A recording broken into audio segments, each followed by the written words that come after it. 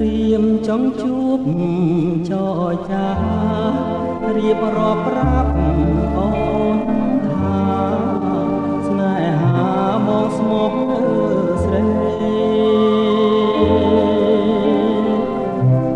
សូមមេត្តាត្រាប្រណេដល់ចិត្តដែលលោកបែទេលើពិសេសជាច្រើនខែឆ្នាំអូនដឹងទេពេលវាយ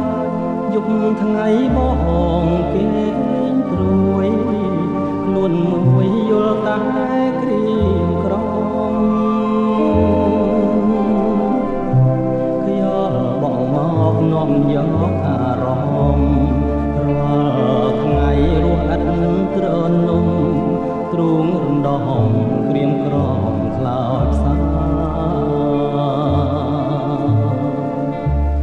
សូមឆ្លើយប្រាប់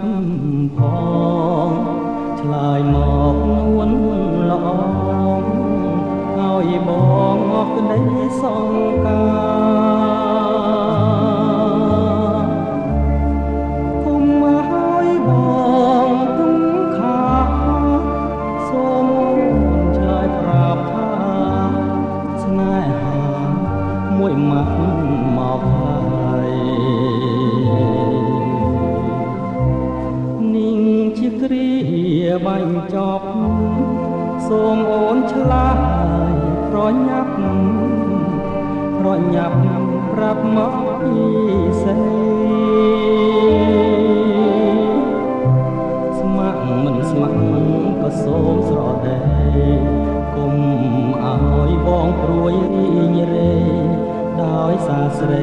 មិនទាន់ឆ្លើយបង